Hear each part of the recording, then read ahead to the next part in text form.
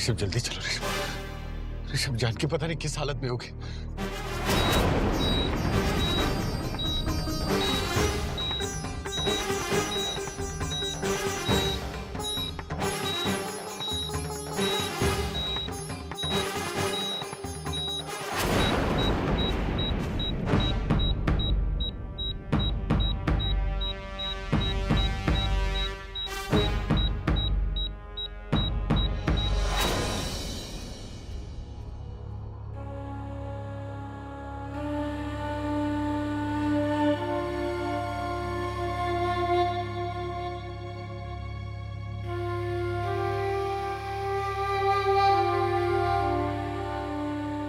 जानकी के ससुराल वाले आते होंगे, उन्होंने अगर मुझसे पूछ लिया कि ये सब कैसे हुआ, कब हुआ, तो क्या जवाब दूंगा? जानकी भी समझ में नहीं आती कि माधोपुर जाते जाते यहां कैसे पहुंच गई। बता देना जो सच है वो, कि जानकी को आपकी असलियत पता चल गई थी, इसलिए नाराज होकर वो आवेश में घर से निकल गई। उसके ससुराल वालों को भी तो पता चलना चाहिए ना आपका असली रूप। कितने महान है कांता प्रसाद जी। मैंने तुम पेशेंट को रूम में शिफ्ट कर दो, और अगर इनके रिलेटिव आ गए हो तो वो इनसे मिल सकते हैं। बस अब तो गिनती की ही सांसें बची हैं।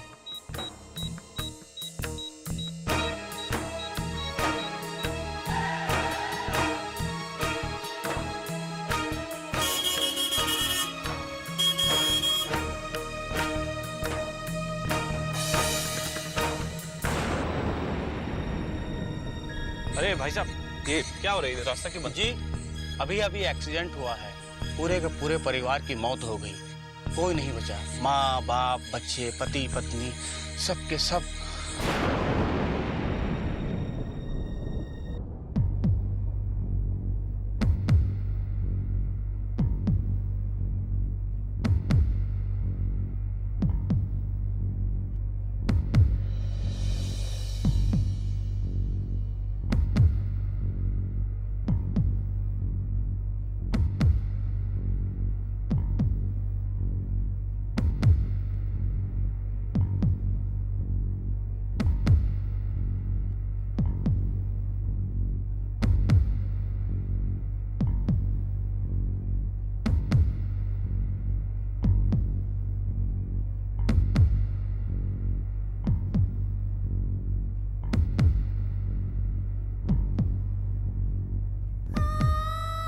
अच्छा तो ऐसा करते हैं कि मैं भी तुम्हारे साथ चलता हूँ। माइकी? हाँ, ये कोई मेहरबानी नहीं है जानकी देवी, ये तो मेरा प्यार है।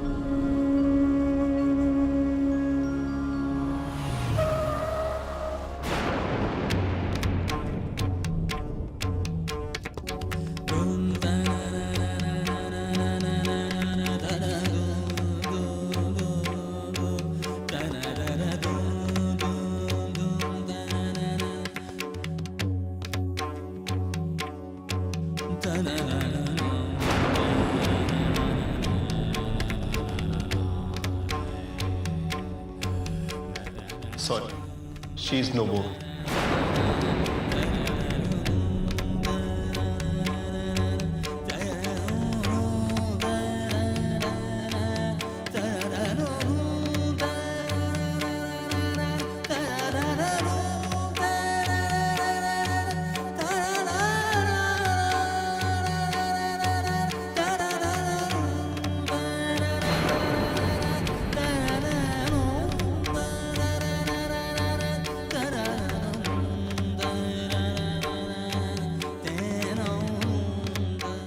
ये लीजिए, जब आपकी बहन को यहाँ लाया गया था तो उन्होंने ये सब पहना हुआ था।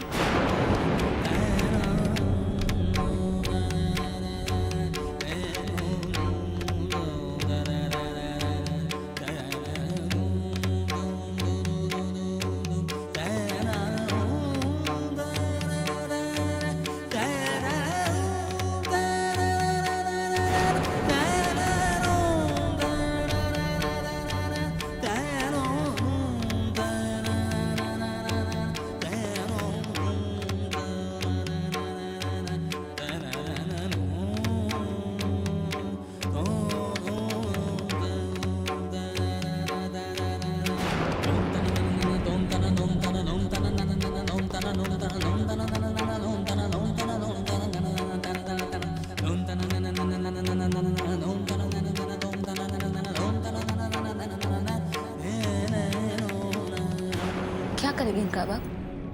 हाँ, बेच देंगे इन्हें भी। पर इससे आपका इतना सारा कर्जा नहीं चुकेगा। और वैसे भी जानकी के घर वाले आते होंगे, क्या करेंगे उनसे आप? फालतू की बातें बंद करो, मेरी बात सुनो मेनका। ये समय मुझे ताना मारने का नहीं है, बल्कि हमारी जिंदगी की सारी मुसीबतों को दूर करने का है।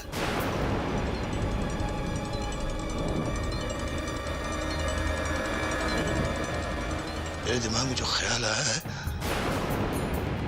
उससे हमारी सारी उम्मीदें और सपने पूरे हो सकते हैं।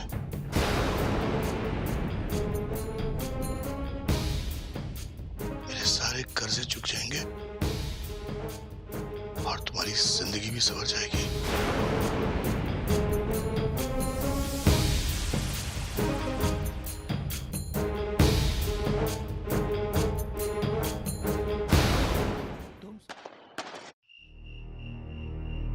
जानकी मेरी बेटी थी, उसकी मौत का दुख तो मुझे होगा ही ना। क्या कर सकते हैं, ईश्वर को जो मंजूर था उसने वही किया। और जानकी भी तो यही सब कहा करती थी, ईश्वर जो करता है अच्छे के लिए करता है। और आज देखो, आज जानकी के उस ईश्वर ने वाकई हमारे लिए शायद कुछ अच्छा ही किया है। आज सिर्फ जानकी इस दुनिया से नहीं गई, उसके साथ साथ हमारे दुख दर्द भी चले गए। यूं समझ लो कि हम अपनी सारी परेशानियों से उबर जाएंगे। हमारे दुख के सारे कर्जे जानकी की चिता के साथ साथ चल जाएंगे। ये देखो, ये कंगन, ये मंगलसूत्र, ये सारे गहने तुम्हारे हो सकते हैं अगर तुम चाहो तो। सिर्फ राठौड़ हवेली में जाकर तुम्हें जानकी का सिंदूर लगाना होगा। वो 2 चुटकी सिंदूर हमारी जिंदगी को चैन दे देगा बेटे। ईश्वर ने तुम दोनों बहनों को स्वभाव तो अलग अलग दिया है, पर तुम दोनों की शक्लों में पानी और जल सी समानता है।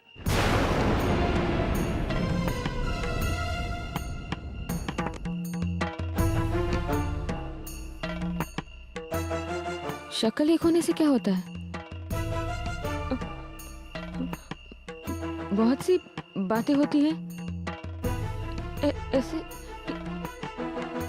ये सब कैसे कर पाऊंगी मैं? ऐसे कैसे कर पाओगी तुम, जरूर कर पाओगी। देखो, दुनिया में फायदे से बड़ी कोई और चीज नहीं होती। किस्मत ने तुम्हें ये सुनहरा मौका दिया है। इस मौके का पूरा पूरा फायदा उठाना है तुम्हें। आज की तारीख में धर्म जी के पास वो सब कुछ है जिसके सपने तुमने देखे हैं। हाँ, वो सब कुछ, दौलत, गाड़ी, बंगला, ऐशो आराम, नौकर चाकर, ये सब चाहती थी ना तुम। मेनका तुम्हारे हर अरमान को आज सिर्फ एक तुम्हारी हाँ की जरूरत है। सिर्फ एक हाँ की। अचानक मेरे अरमानों का ख्याल कैसे होने लगा आपको? बहुत प्यार उमड़ आ रहा है आज आपको मुझ पर। ये तो मैं अच्छी तरह जानती हूँ। आप मुझे सिर्फ मेरे फायदे के लिए नहीं समझा रहे। आपको बहुत अच्छी तरह जानती हूँ मैं। आपके एक एक लफ्ज में स्वार्थ और लालच छुपा हुआ होता है। साफ साफ बताइए बात क्या है। मेरे हाँ कहने से आपको क्या मिलेगा?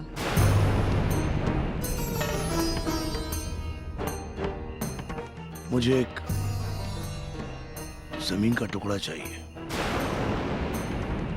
और कुछ नहीं चाहिए मुझे, सिर्फ एक जमीन का टुकड़ा। मंत्री जी ने जो धर्म जी के नाम जमीन की थी वो मुझे चाहिए। पहले तो ये काम मैं जानकी से करवाने वाला था, लेकिन अब ये काम तुम कर सकती हो अगर तुम वहां धर्म जी की पत्नी बनकर जाओ तो। और फिर हम दोनों को यूं करोड़ों का फायदा हो सकता है। यूं इससे आसान मौका फिर शायद हमें कभी ना मिले। बस तुम्हें वहां जानकी बनकर जाना है, हर जमीन के कागजात पर धर्म जी के सिग्नेचर लेने हैं। फिर देखना वो जमीन की मिट्टी हमारे लिए सोना उगलेगी, सोना। ये तो वही जमीन है जिसकी वजह से जानकी। तुम समझदार हो, व्यावहारिक हो, मेरी ना सही। अरे कम से कम अपनी फायदे की तो सोचो। हाँ, फायदा तो हम दोनों का ही है। अब सब कुछ तुम्हारे हाथ में है। ये सौदा तुम्हें मंजूर है या?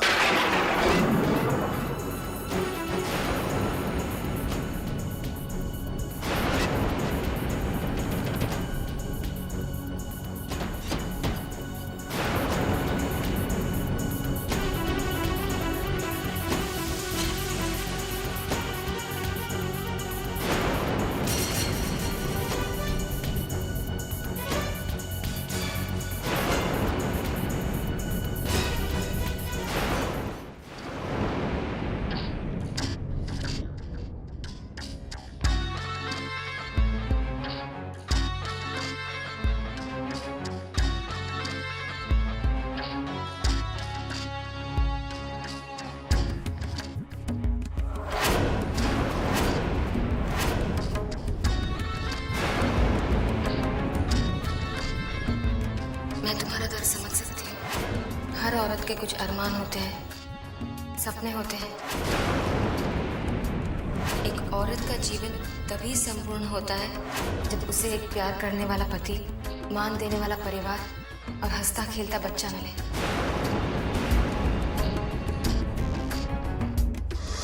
मेरे दिमाग में जो ख्याल आया है उससे हमारी सारी उम्मीदें और सपने पूरे हो सकते हैं।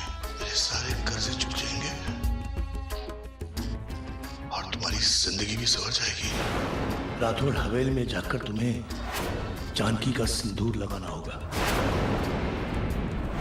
वो 2 चुटकी सिंदूर हमारी जिंदगी को चैन दे देगा बेटे। मेनका तुम्हारे हर अरमान को आज सिर्फ एक तुम्हारी हाँ की जरूरत है।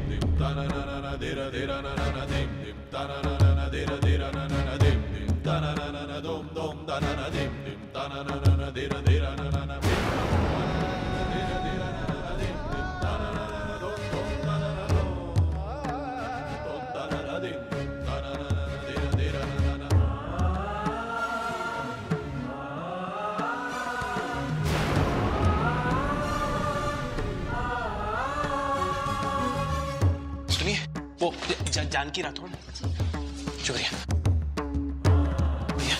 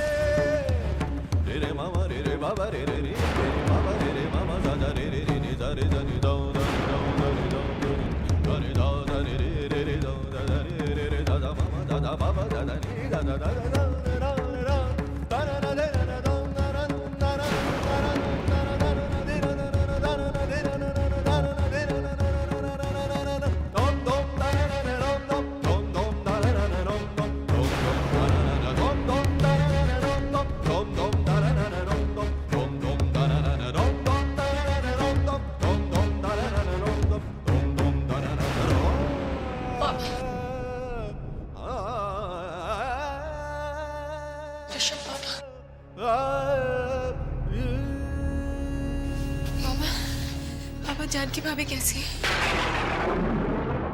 पापा, जानकी भाभी कैसी है? कौन से कमरे में? बात क्या है? क्या हुआ? जानकी भाभी कहाँ है? कुछ तो बताइए। पापा, वो कौन से कमरे में है?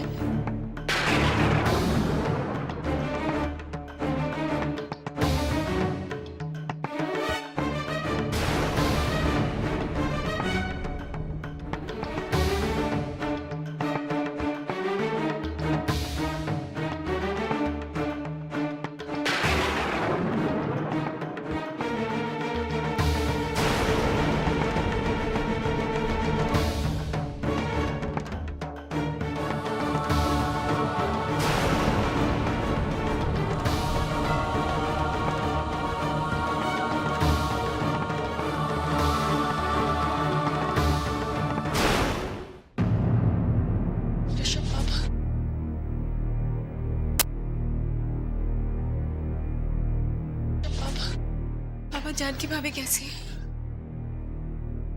पापा, जानकी भाभी कैसी है?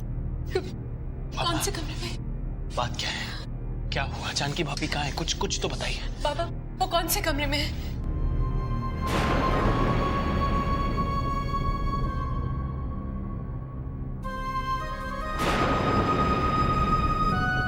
नहीं भैया। भैया पापा, कोई तो बोलिए ना। कुछ बैठिए आप।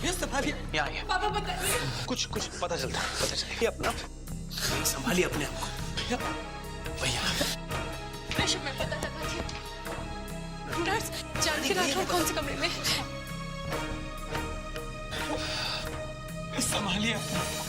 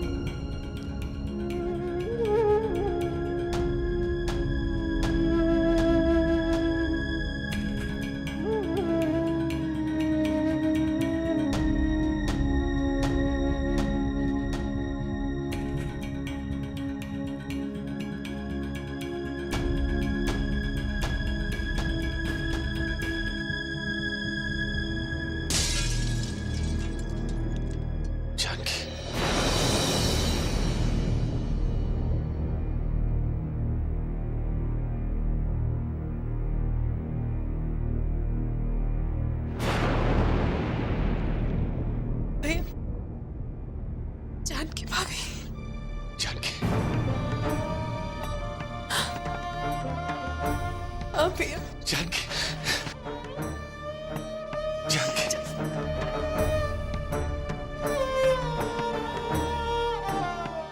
जानकी, जानकी,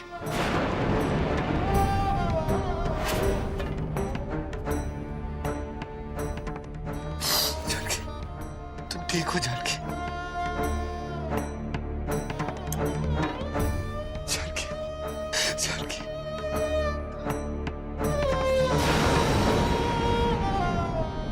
जानकी,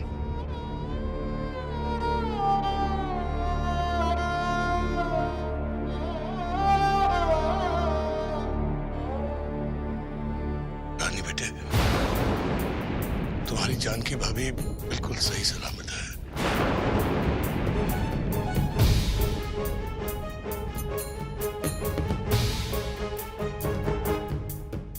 जानता हूं तुम सोच रही होगी कि वो कौन है। वो भी इस अभागी पिता की बेटी है बेटा, जानकी की बहन मेनका।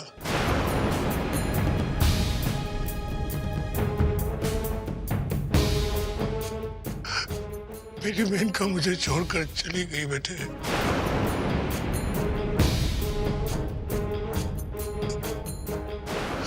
जाने की उम्र तो मेरी थी, लेकिन भगवान ने उसे जल्दी बुला लिया।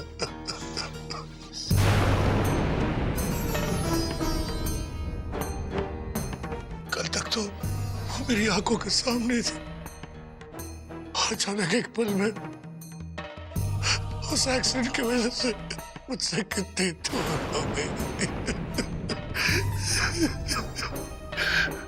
मेनका, तेरे पिता तेरे बिना कैसे रहेंगे?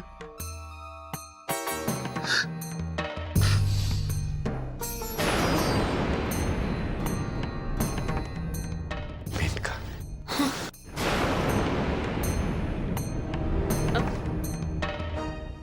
जानकी, मेनका कैसे? बेटे, जानकी और मेनका जुड़वा बहनें हैं। दोनों की शक्ल इतनी ज्यादा मिलती है कि बनाने वाला भी धोखा खा जाए।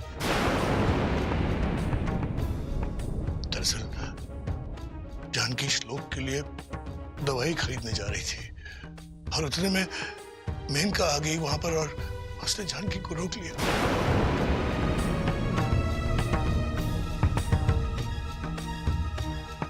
और मेनका खुद दवाई खरीदने गई। वो दवाई खरीद के आ रही थी और वो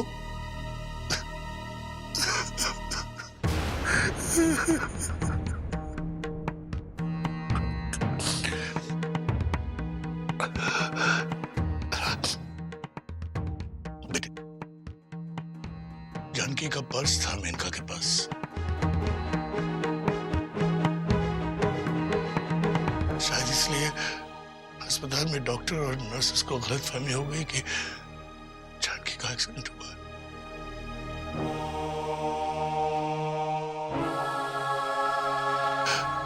उनको लगा कि जानकी, लेकिन मेरी अभागी बेटी मेनका का एक्सीडेंट हुआ है।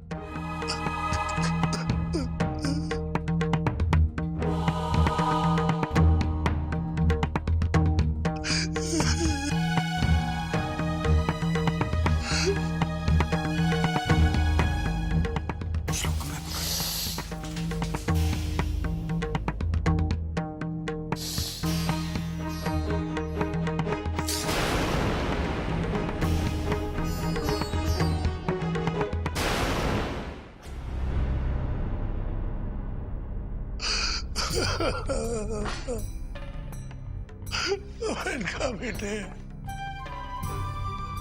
तू मुझे क्यों छोड़कर चली गई बेटे? बाबा संभालिए अपने आप को। मेरी बेटी मुझे छोड़कर चली गई। मेनका क्यों?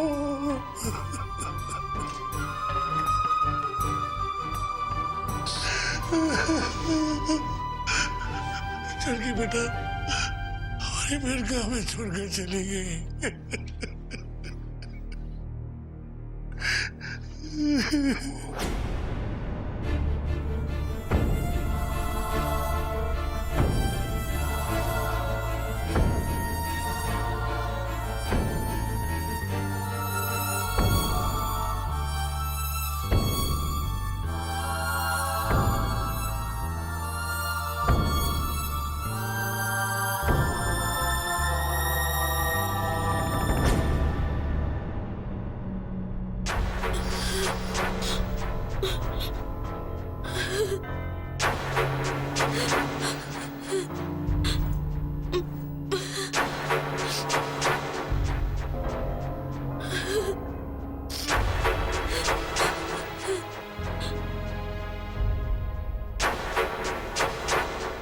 मैंने घर पे फोन कर दिया है। खबर सुन के सभी बहुत परेशान थे वहां पे। ताऊ जी ठीक है? कैसे होंगे ऐसी खबर सुन के? बहुत परेशान थे। और ऐसी खबर तो उनकी सेहत पर भी बहुत असर करती है। इस उम्र में वो तो श्लोक और जानकी भाभी से मिलना भी चाहते थे, लेकिन मैंने उन्हें यहाँ आने से मना कर दिया। वैसे भी ऋषभ, पिछले कुछ महीनों से हमारे घर का माहौल और हर दूसरे दिन एक नई परेशानी जो खड़ी हो जाती है, कुछ समझ में नहीं आता। अच्छा किया रानी तुमने। वैसे भी वो पता नहीं इस माहौल में कैसे रिएक्ट करते हैं। ताई जी तो आज भी कभी कभी विराट की मौत के बारे में सोच के सदमे में चली जाती है। अच्छा किया। एक बात बताइए ऋषभ, आपको क्या जानकी भाभी की जुड़वा बहन के बारे में कुछ भी पता था? मतलब जानकी भाभी ने मुझसे तो इस बारे में कभी जिक्र नहीं की, कभी कोई बातचीत, कुछ अचानक से तो ये।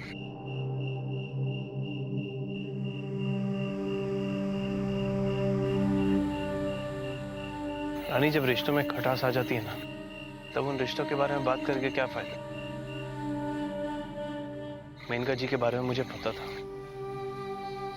धर्म भैया से ही सुना था एक दिन, लेकिन मैंने कभी मिला नहीं।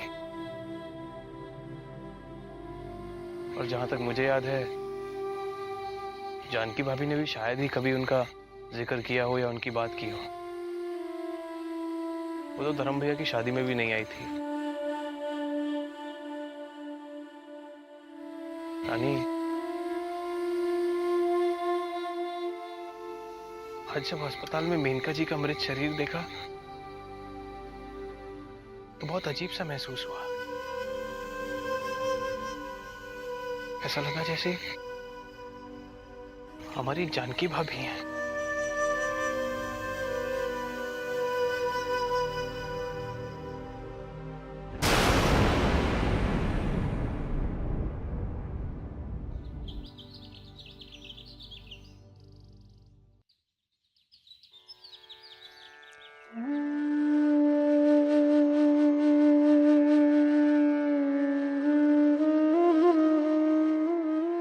ऊर्ध्वमूलमदशाखामश्वत्थं प्राहुरव्ययं छन्दांसि यस्य पर्णानि यस्तं वेद स वेदवित् अदस्य चोर्धं प्रसुतास्तस्य शाखा गुणा प्रबद्धा विषया प्रवाला अदस्य मूलान्यनुसन्तितानि कर्माणि बन्धेन मनुष्यलोके निर्माणमोहाजितसङ्गदोषा आध्यात्मनित्या विनिवृत्य कामा द्वन्द्वैर्विमुक्ता सुखदुःखसङ्गैर्गच्छन्ति मूढः पद्मावयं तत्।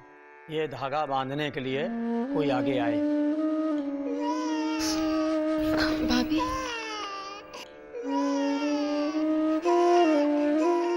आप श्लोक को संभालिए।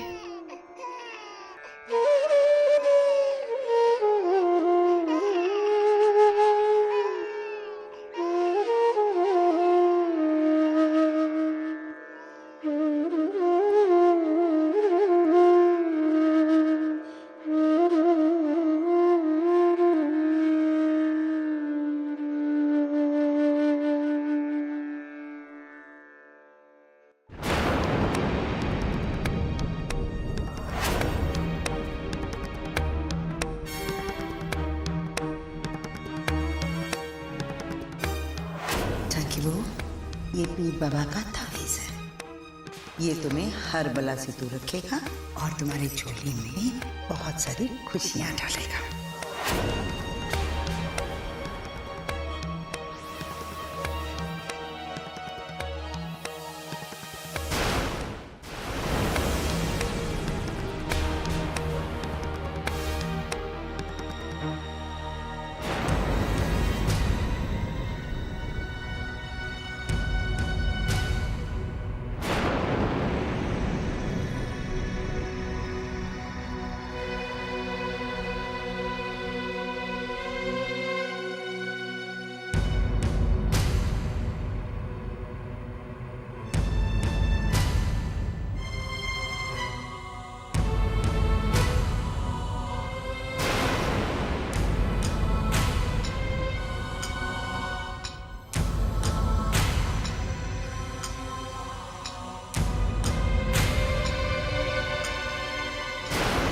रानी, वो मैंने ही बांधा था ये तावीज।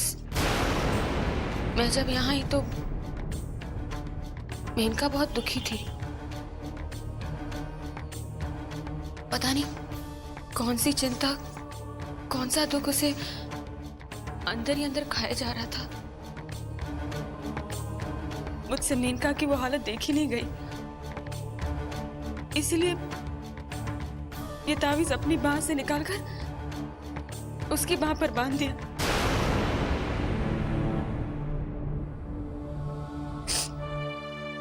लेकिन ये तावीज भी मेरी बहन की जिंदगी नहीं बचा सका। श्लोक के लिए दवाई मुझे लेने जाना था और जिद करके चली गई है।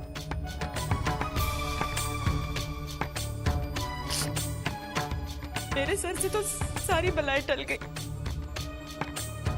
लेकिन मेरी बहन नहीं बची।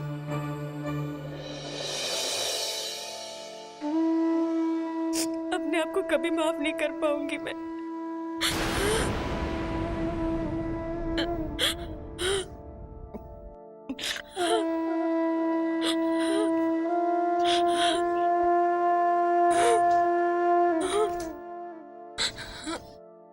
संभालो अपने आप को।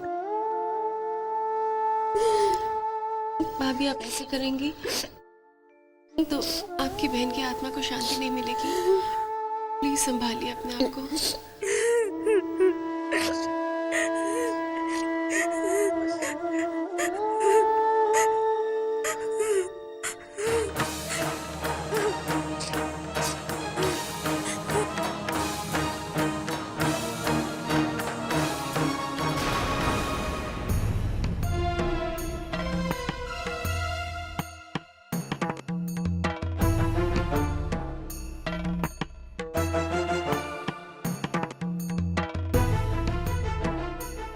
अरे जानकी, ये तुम क्या कर रही हो? ये तो हमारे समाज के रीति रिवाज के एकदम खिलाफ है। ये जो तुम्हारी बहन थी, ये तो विधवा थी, विधवा।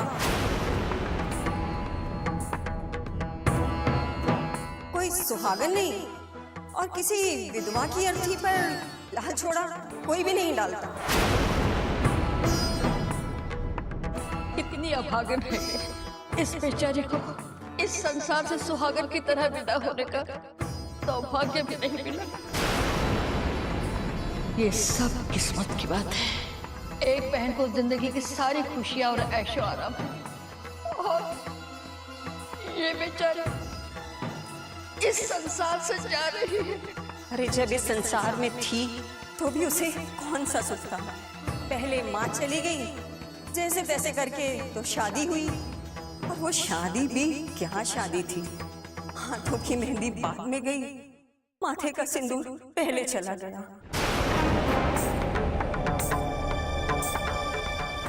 सच बहुत अभागन थी बेचारी, बहुत अभागन।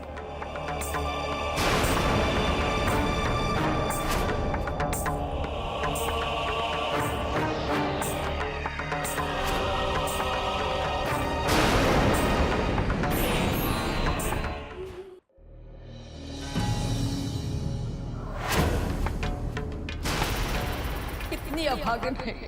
इस संसार से सुहागन की तरह विदा होने का सौभाग्य भी नहीं मिला। और वो शादी भी क्या शादी थी, हाथों की मेहंदी बाद में गई, माथे का सिंदूर पहले चला गया।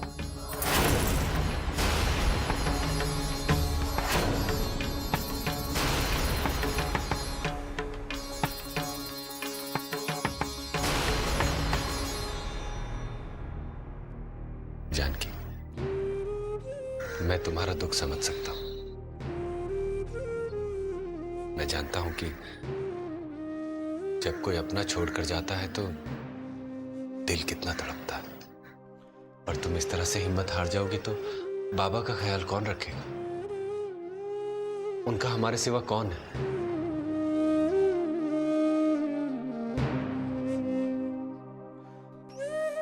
ये जिंदगी भी कैसे कैसे खेल दिखाती है। जिस बहन से मिलने के लिए तुम हमेशा तरसती रही, जिसने कभी तुमसे दो मीठे बोल नहीं बोले, आज उसी ने तुम्हारे लिए अपनी जिंदगी का त्याग कर दिया। जाते जाते सारे गिले शिकवे दूर कर गई वो। चलो जानकी।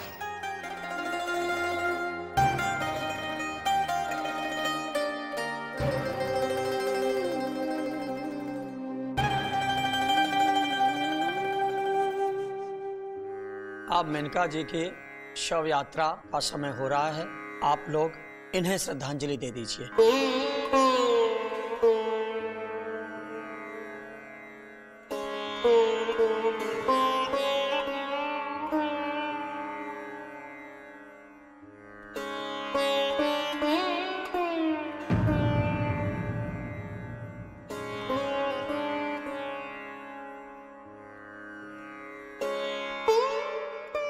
बाबा,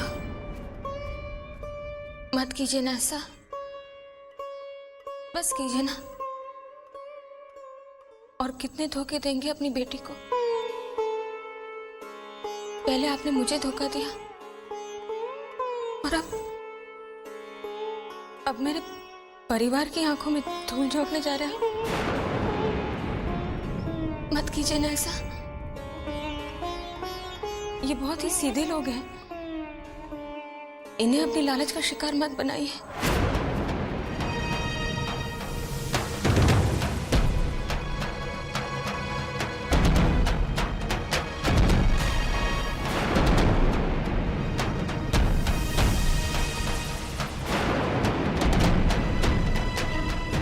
बाबा,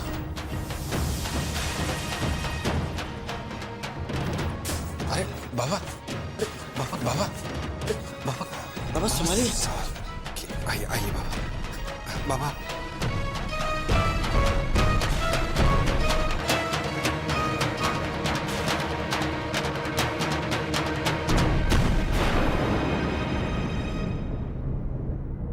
बाबा, आप हिम्मत रखिए। इस दुख में आप अकेले नहीं हैं। हमारा पूरा परिवार आपके साथ है।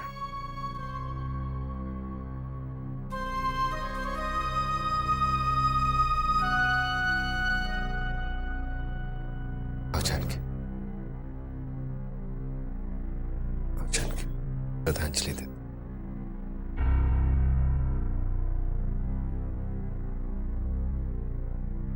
जय फूल देना।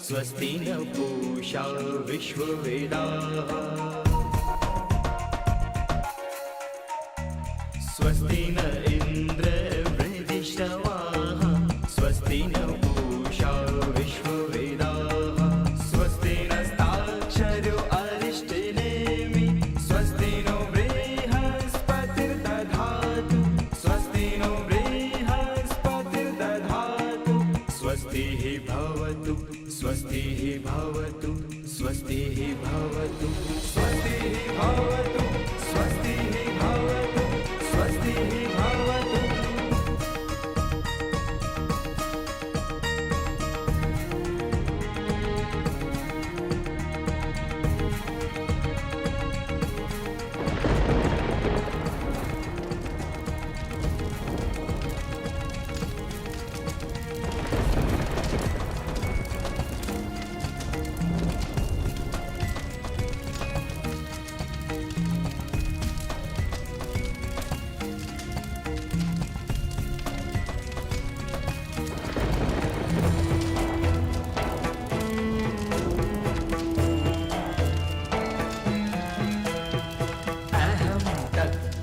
पश्चात्तापे चरणमृत्युवः इच्छामि मृत्युवेद्योऽहं खलु सर्वार्थे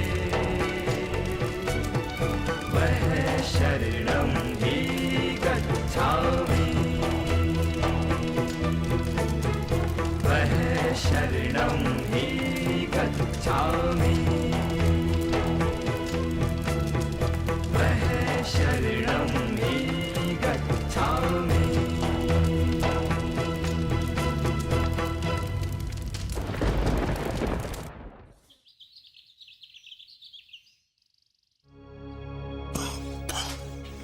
चिंता की कोई बात नहीं बाबा, बस थोड़ा सा कॉफ है, आप जल्दी ठीक हो जाएंगे। मैं ठीक होकर क्या करूंगा? अब तो मेरे जीने की आस ही छूट गई है। नहीं बाबा, ऐसे निराश भरी बातें नहीं किया करते हैं। मैं मानती हूँ ये घड़ी सभी के लिए बहुत दुख भरी है।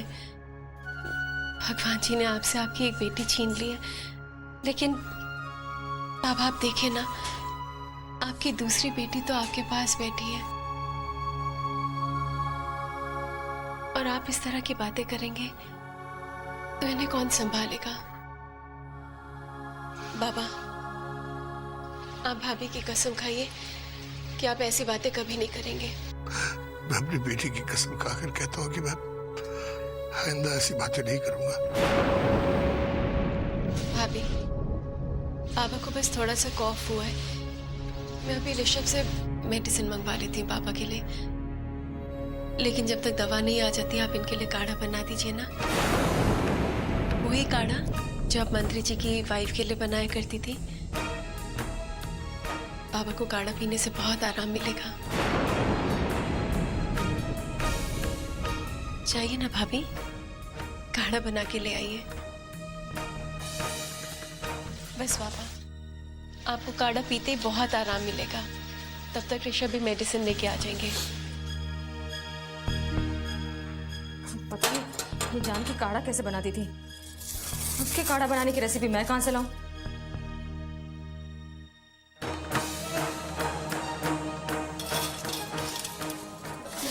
भाभी, हाँ, आप काढ़े में जीरा तो पहले कभी नहीं डाला करती थी। हाँ, नहीं डालती थी।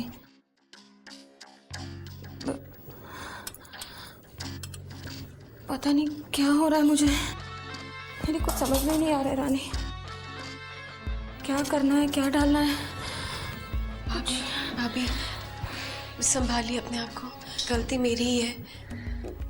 मुझे इस बात का एहसास होना चाहिए कि किस स्थिति से गुजर रही हैं। मैं बना दूंगी, आप यहाँ पे खड़ी हो जाइए। हाँ। लेकिन मैं कैसे बना रही हूँ आप प्लीज़ देख लीजिएगा। अगर कोई गलती हो तो मुझे बता देना। हाँ।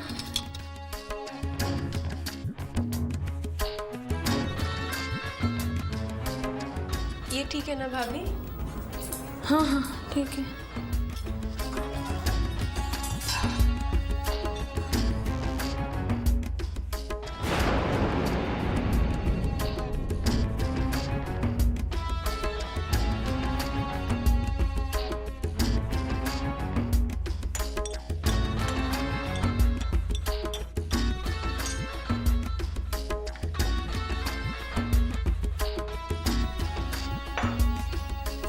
अदरक डाला?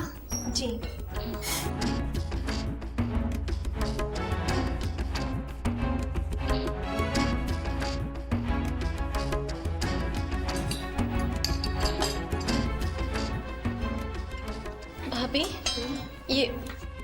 भाभी ये देख लीजिए, ठीक है ना?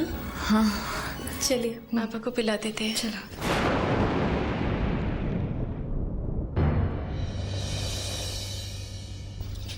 बाबा,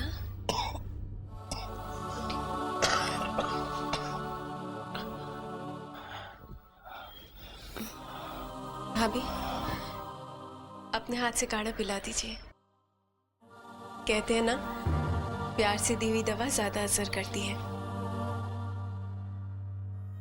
लीजिए भाभी, लीजिए ना भाभी।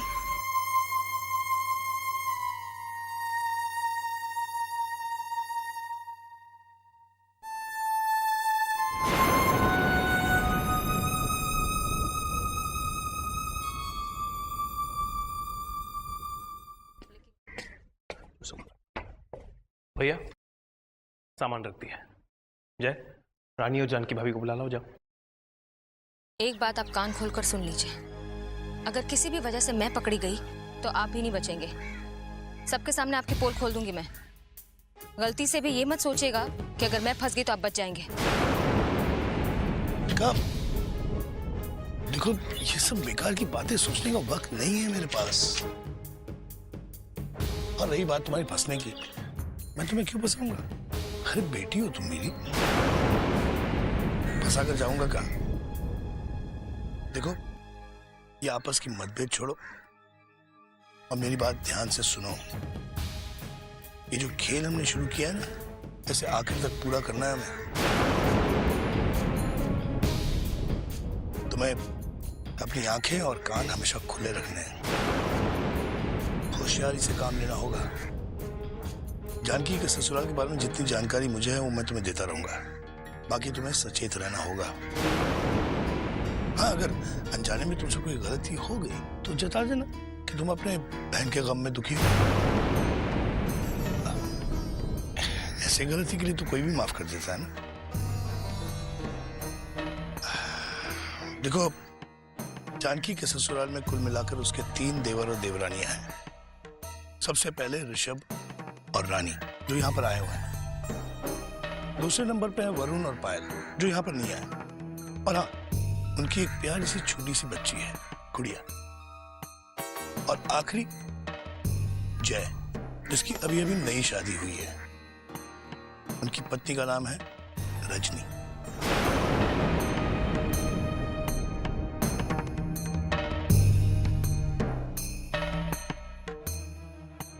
ये है जानकी का ससुराल।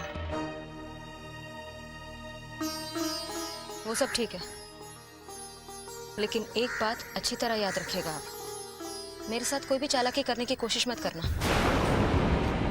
अगर मुझे लगा कि मैं डूबने वाली हूँ तो आपको भी साथ में ले डूबूंगी। इस रास्ते पर हम साथ में चल पड़े हैं, इसलिए अंजाम भी एक ही होगा, फिर चाहे वो तैरना हो या डूबना।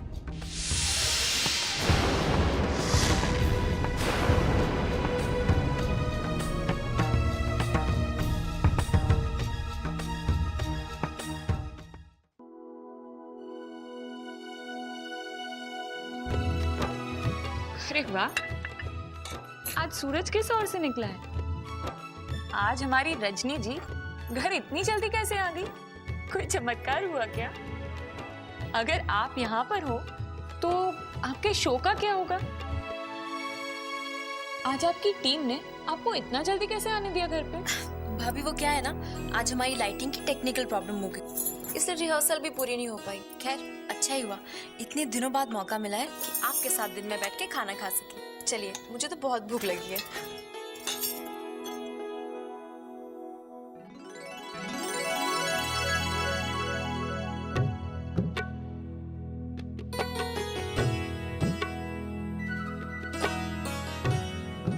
अरे भाभी, आज दाल में नमक नहीं डाला क्या?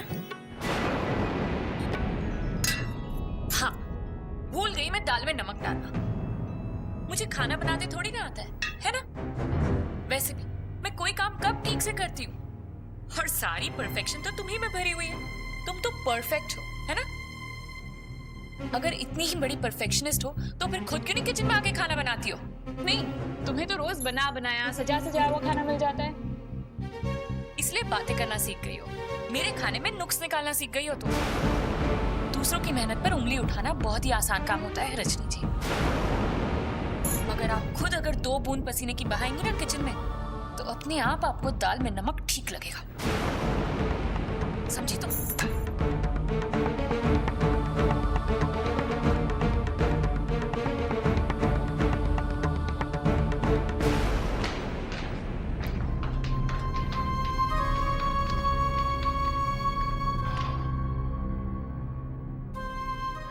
लीजिए धर्म जी, संभालिए आपकी अमानत। वैसे तो आपके घर से आते वक्त आपके ताई जी और ताई जी ने मुझसे कहा था कि हमारी बहू को हंसी खुशी भेजना, लेकिन देखिए कितना बदनसीब पता हूं मैं, अपनी बेटी को इस हाल में भेज रहा हूं। इसे खुशियां देने की बजाय इसे इसकी बहन के दुख के साथ भेज रहा हूं। बाबा, बाबा आप यहाँ पे अकेले क्या करेंगे? आप भी चलिए ना हमारे साथ। वहाँ हरा भरा घर है, आपकी बेटी, आपका नाती, सब आपकी नजरों के सामने होंगे। ऐसे में सबके साथ आपका दिल भी बहल जाएगा और आप अपना दुख भी भूल जाएंगे। चलिए ना। हाँ बाबा, रानी बहू ठीक कह रही है, आप भी चलिए ना हमारे साथ मधुपुर। बाबा, मैं जानता हूं कि आप क्या सोच रहे हैं कि वहां बेटी के घर में आप कैसे रहेंगे, पर बाबा वहां आपका ये बेटा भी तो होगा। बाबा, हम सभी तो आपके बच्चे जैसे ही हैं ना, और क्या हमें इतना हक नहीं कि हम आपको अपने साथ रहने के लिए कह सकें? आप लोग कह रहे हैं। बाबा से मैंने भी बहुत विनती की, बहुत समझाया इन्हें, लेकिन ये मान ही नहीं रहे। इस घर से बहुत लगाव है बाबा को, माँ की यादें जुड़ी हुई है ना इस घर से। मुझे नहीं लगता कि हमें बाबा को अपने साथ मधुपुर चलने के लिए फोर्स करना चाहिए। वहां रहकर भी इनका दिल तो यहीं पर रहेगा।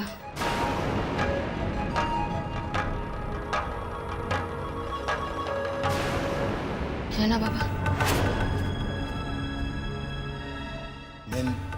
मैंने कहा था अपनी बेटी से, ठीक ही तो कह रही है जानकी।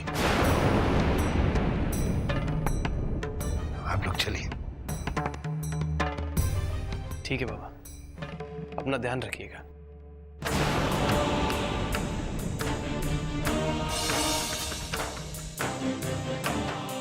चलती हूँ बाबा।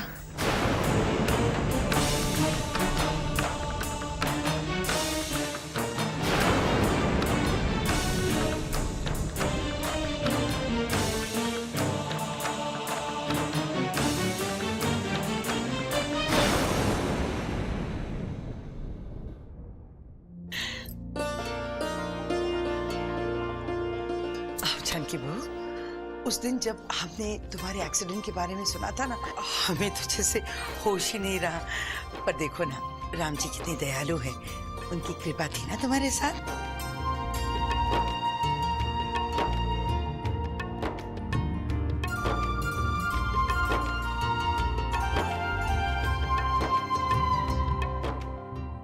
ये लो बेटा, शुद्धिकरण का नारियल।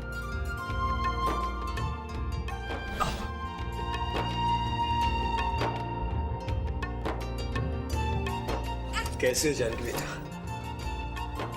बस बस जीती रहो। मेरा बेटा, बेटा तेरे आने से तो जैसे इस घर की रौनक ही बढ़ गई, उजाला हो गया इस घर में।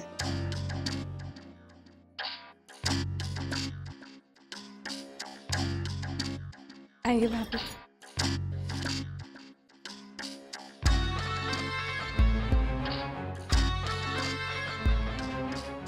आइए भाभी।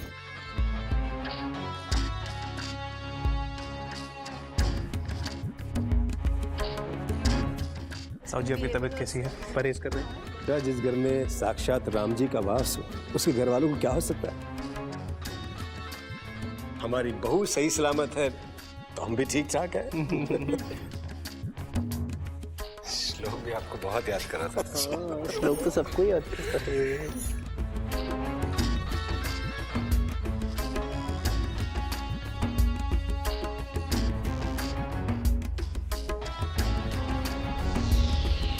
अरे भाभी, जानकी भाभी, भाभी संभालिए अपने आप को।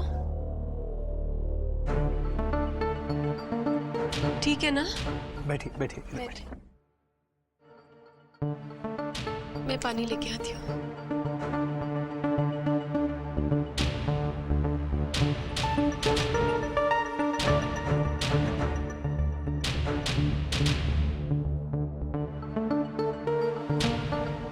भाभी, पानी पी लीजिए।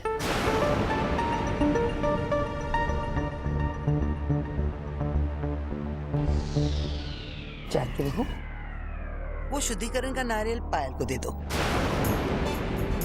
वो मंदिर में रखाएगी।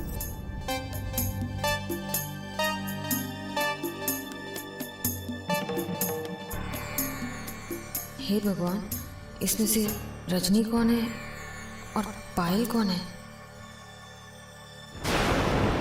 मेरे महान बाबा ने ये तो बता दिया कि जानकी की 2 देवरानियां हैं, पर पायल कैसी दिखती है ये नहीं बताया। अरे क्यों सोच रही हो? दे दो उन पायल को।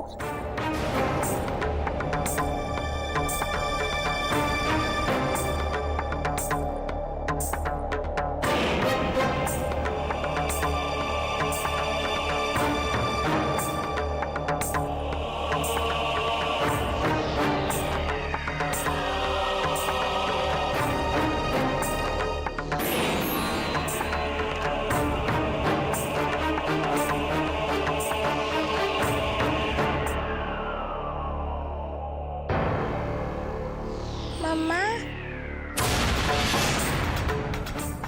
टाइम आ गई। हाँ बेटा, टाइम आ गई। दूसरे नंबर पे है वरुण और पायल, जो यहाँ पर नहीं आए। और हाँ, उनकी एक प्यारी सी छोटी सी बच्ची है, गुड़िया।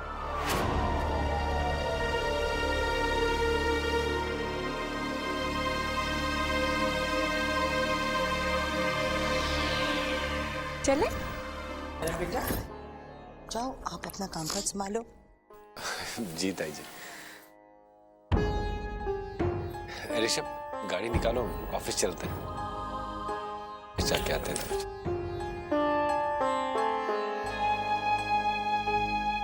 जानकी बेटा, तुम भी थक गई होगी ना, जाओ आराम करो।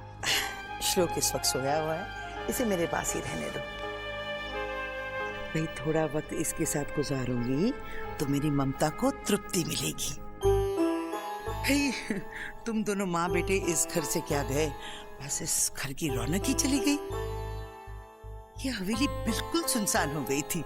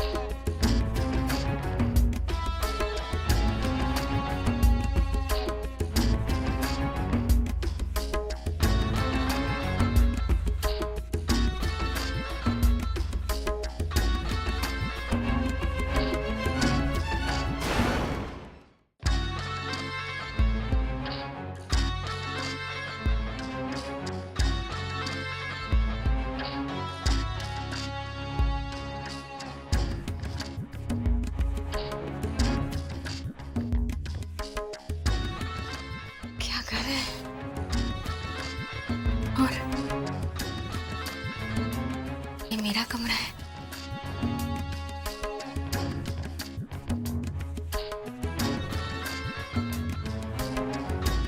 वाह मेनका, तेरी तो किस्मत ही खुल गई।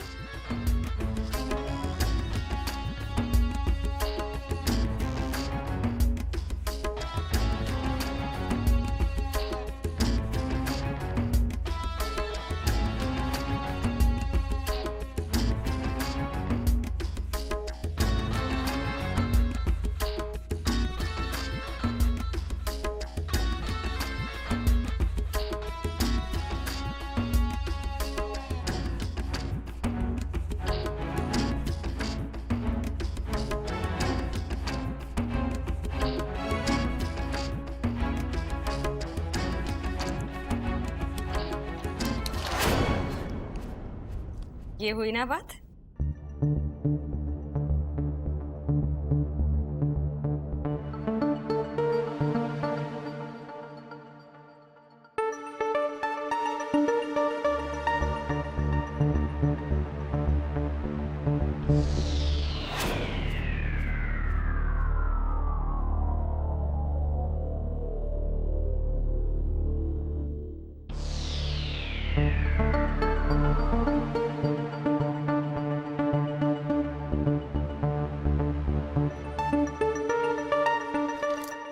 अभी ये क्या कर रही हैं आप?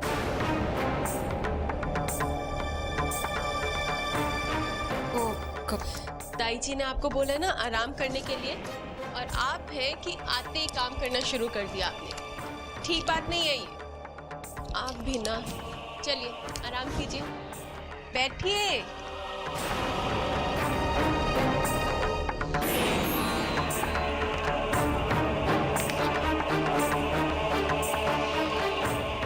लीजिए, संभालिए अपनी जिम्मेदारी।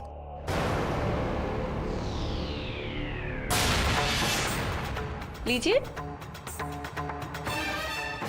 लेकिन भाभी, जिम्मेदारी तो तभी संभलेगी ना जब सेहत अच्छी होगी। अच्छे से आराम कीजिए, हाँ, बिल्कुल काम नहीं।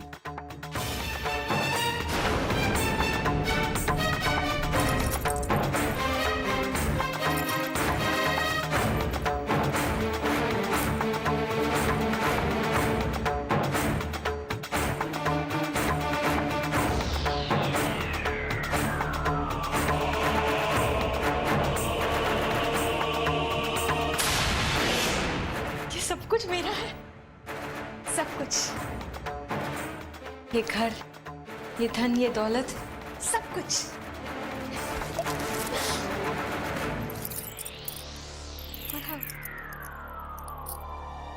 ये चाबी भी, ये भी सिर्फ मेरी है, मेरी।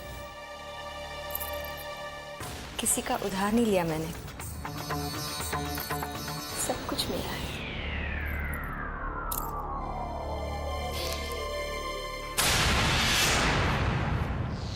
अरे रजनी, आज तुम रिहर्सल के लिए नहीं गई?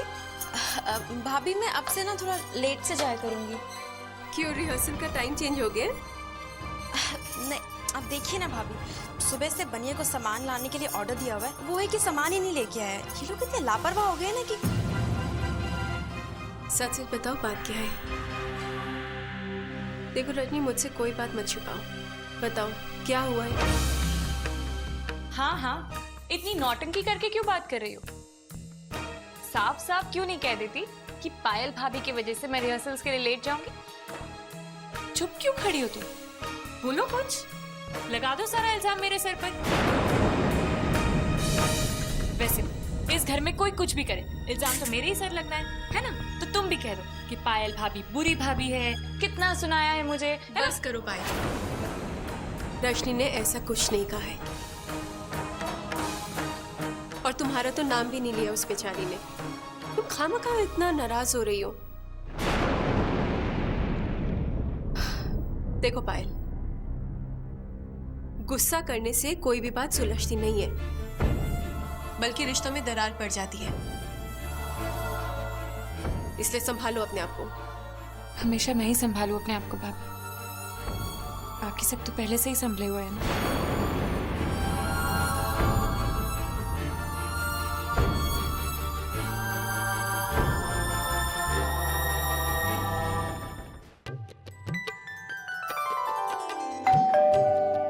अरे जानकी बहू, जरा दरवाजा तो खोलो। आप बैठिए भाभी, मैं खोल देती हूँ।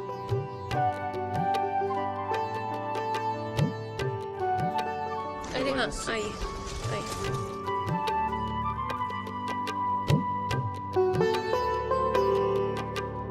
बस यहीं रख दीजिए। बिल लीजिए भाभी, इसी का इंतजार हो रहा था किचन में।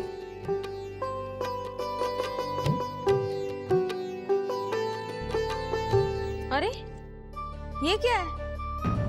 चाय का दाम तो 125 रुपया है ना, और आपने इसमें 150 लगाया है। मूंग की दाल 60 रुपया किलो मिलती है, आपने 70 रुपया लगाया। मतलब इस घर में कोई कुछ देखता नहीं, चेक नहीं करता, तो कुछ भी दाम लगाएंगे आप? अगर अगली दफा इसी तरह दाम लगाया तो हमें आपकी दुकान से कोई सामान नहीं खरीदना है, समझे आप? ठीक है भाभी जी, इसका पेमेंट तो कर दीजिए। तुम्हें क्या हो गया है जानकी बहू? हमेशा से ही तो इनसे हम सामान मंगवाते हैं क्योंकि इनके दाम ठीक है। अच्छा जाओ, तिजोरी में से पैसे निकाल के इन्हें दे दो।